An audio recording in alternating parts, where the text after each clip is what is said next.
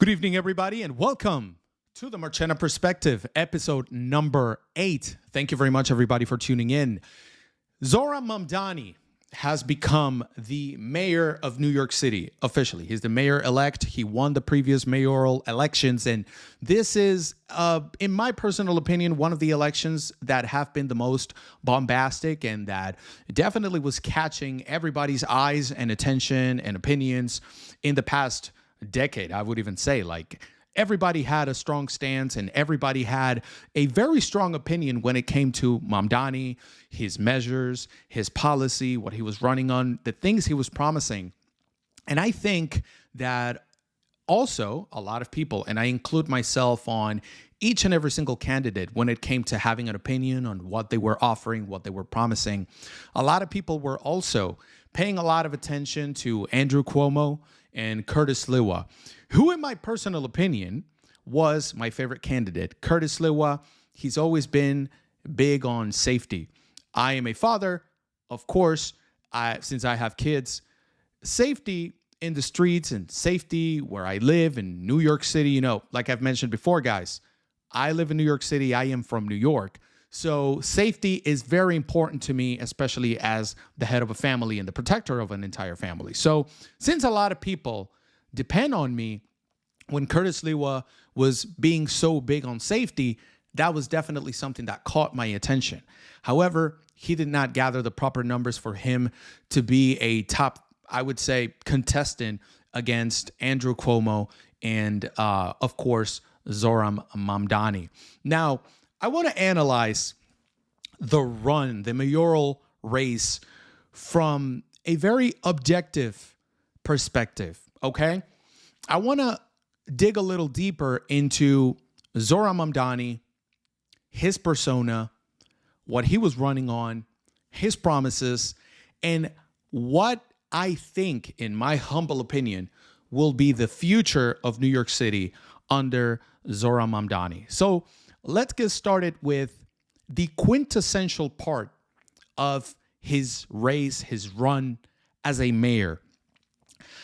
He ran on affordability. Zohran Mamdani ran on affordability. I am obviously, as you guys know very well, a conservative. I don't consider myself a GOP all the way or Republican to the death kind of conservative, but I am a conservative, although I consider myself also a little bit of a libertarian in certain opinions and certain progressive ideals that I hold, although these are not very left-leaning or very high, far left progressive ideals.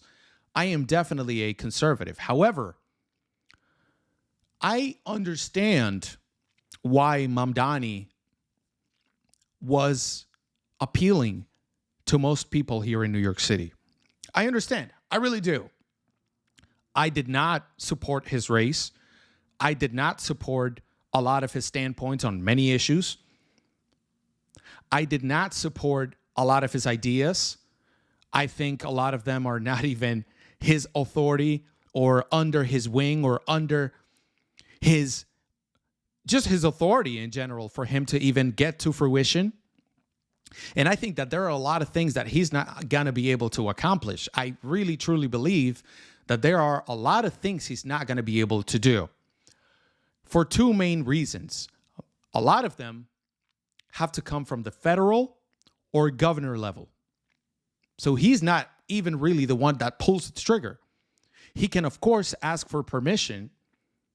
But when it comes to passing bills or passing these laws, he can actually get a lot of backlash or pushback or just straight up, no, this is not going to happen. So this is why people and the average voter has to be very careful. Because I know that affordability sounds good, especially in a city like New York City, which is definitely and by far the most expensive city to live in the United States of America. Take that from me. I am a head of a household, provider, family guy, father, husband, who lives in New York City. So I know how expensive this city can be.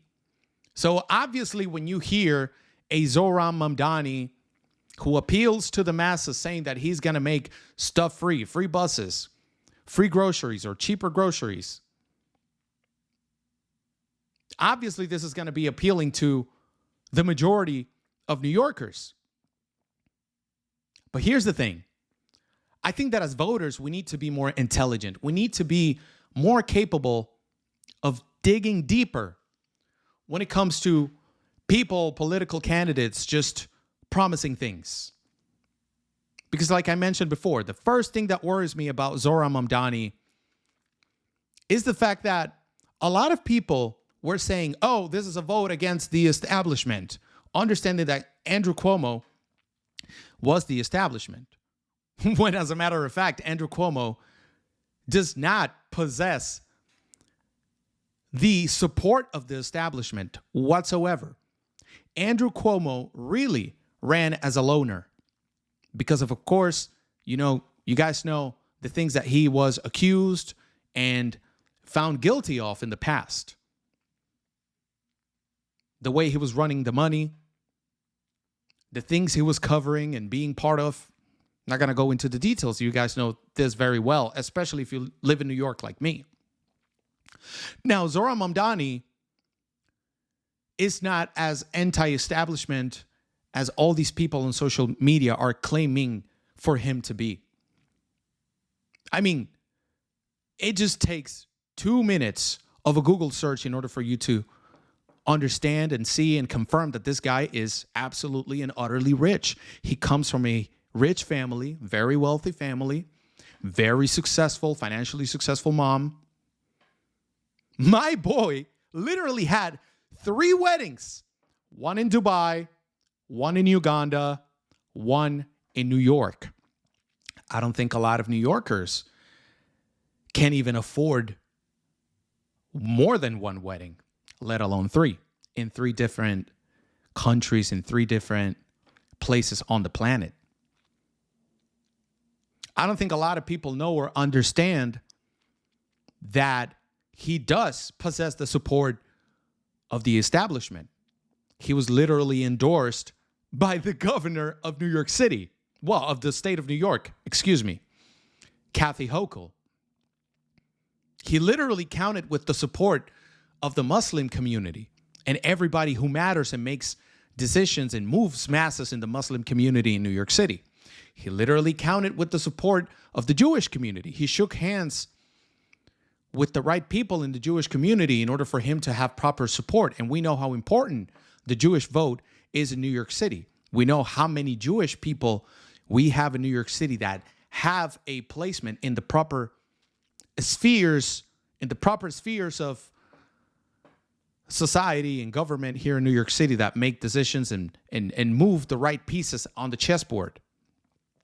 So this guy shook the proper hands, talked about affordability, said that he was going to give free things, and won as the mayor of New York City at only 34 years of age. And even though he did not possess my support or the support of a lot of people that I know, I understand why he won. People are tired, sick and tired of paying overpriced everything. Everything is incredibly expensive. And even though Zohran Mamdani effectively promised a lot of things that are just not up to him, that he alone cannot get done, the voters voted with their ears and their pockets. They didn't necessarily vote for policy or voted for a well-run, specified plan for his entire mayoral period.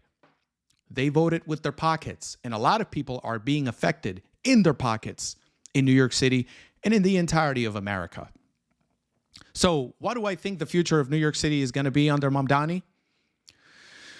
Well, he definitely has a lot of charisma. He's going to keep people happy and making people feel like they made the right decision by putting him in power. But there are a lot of things that he's not going to be able to get done. And somehow he's going to blame the establishment, or he's going to blame the government, or he's going to blame DC, or he's going to blame Trump. We know how heated the beef between Trump and Mamdani is, as a matter of fact. We saw how much he attacked Donald Trump in the first speech he gave once he officially became the mayor of New York City.